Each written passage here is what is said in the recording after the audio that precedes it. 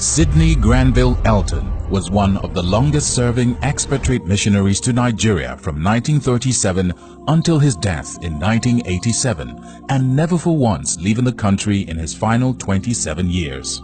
He came to Nigeria as a denominational missionary sent by the Apostolic Church of the United Kingdom. Pa Elton, as he was fondly called, was a man who wanted Nigerians to seek and understand the will of God for themselves, as well as for Nigeria as a whole. No single individual occupies a large place in the history of the Pentecostal and charismatic movement in Nigeria as Pa Elton. He constantly urged Nigerian evangelists and missionaries forward, as he often backed up his message with heavy quantities of books, tracts, and other aids, including money. Pa Elton's decision to become a missionary to Nigeria did not come like a flash in the pan. He and his wife Hannah realized that they shared a common calling of being missionaries. Then they began to pray and give serious consideration to being missionaries to Africa. Not long after, at a meeting in their church, the Apostolic Church, a prophecy came confirming that Pa Elton was called to be a missionary to Africa. A subsequent prophecy at the General Council of the Church was even more precise. It mentioned Elisha as the location where the couple was to serve as missionaries in Nigeria.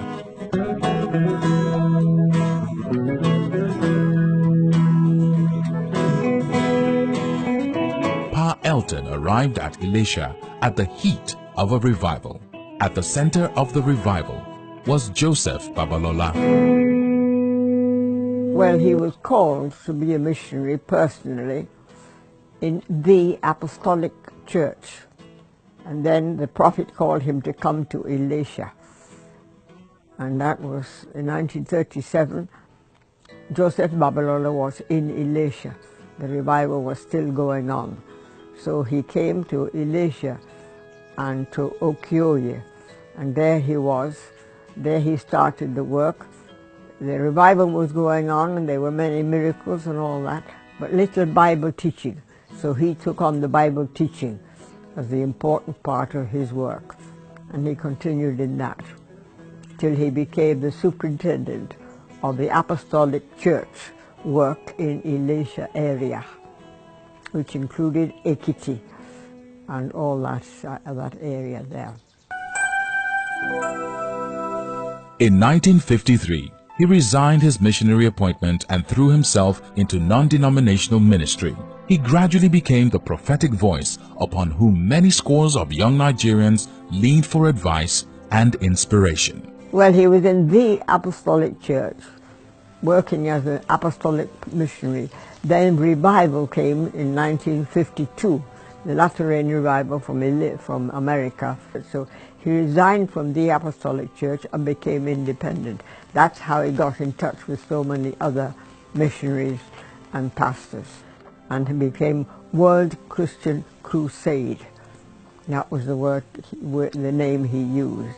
And we got other missionaries in from America, and the main work was to go around conducting revival, interdenominational revival in many parts of Nigeria. That's what he went on doing. Then he settled down to training evangelists and sending them out. To list those heavily impacted by the personal counsel of Pa Elton during the 20-year period from the mid-1960s to the mid-1980s would constitute a veritable who's who among older leaders in today's Nigerian Pentecostal movement. The late Archbishop Benson Idahosa, Pastor E.A. Adeboye, and Bishop Francis Waleoke were perhaps near the top of the list of those most profoundly impacted by Pa Elton.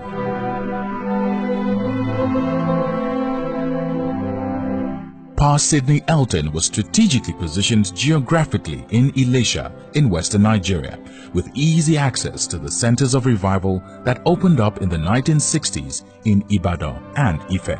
He traveled incessantly almost to the end of his life, including scores of foray into eastern Nigeria and northern Nigeria. He gradually positioned himself as the largest supplier of tracts, books, and other literature promoting the Pentecostal message. Pastor S.G. Elton exercised apostolic and prophetic oversight over the youths in Nigeria when the federal government announced the National Youth Service Corps (NYSC) program as a compulsory one-year service for all fresh graduates in states other than their own places of origin.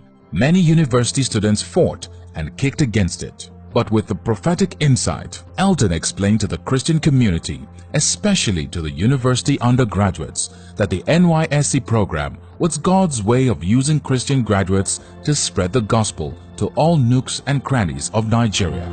This later proved to be so. At times when Pa is teaching, you will be prophesying, but you won't know that it was a prophecy. Later we realized it was a prophecy. He is the one who told us already about the corpus.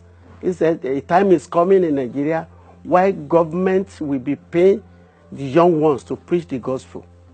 And later then the corpus came, and the Christian corpus came up, and has done a lot of work in the work of mission. Pa Elton distributed books and audio tapes containing teachings by such men as Gordon Lindsay, T.L. Osborne, and Oral Roberts.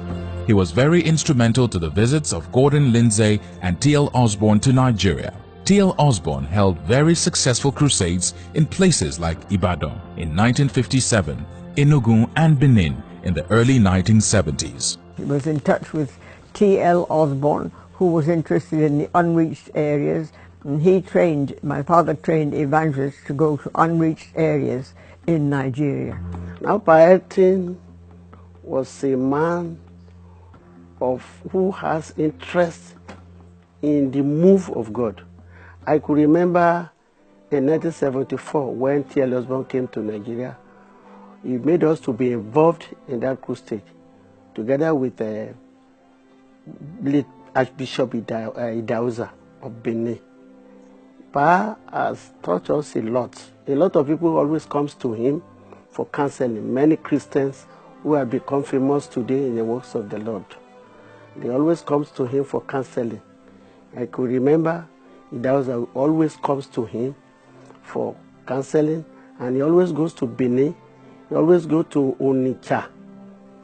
He always go to Kaduna, Kano, even in the universities in the southwest. Then Pa was always there, and he came across a lot of those who are being in the forefront of the gospel today.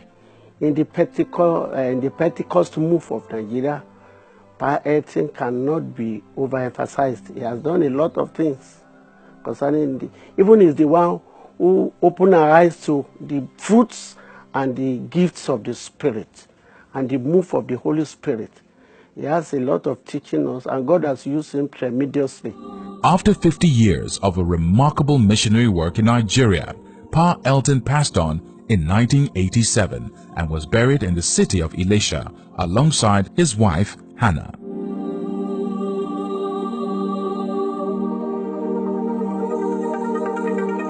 One of the legacies Pastor and Mrs. S.G. Elton bequeathed to the church in Nigeria is their daughter, Ruth Elton. Ruth arrived in Nigeria with her parents in 1937 at the tender age of 3 and has remained in Nigeria ever since then, herself becoming a missionary.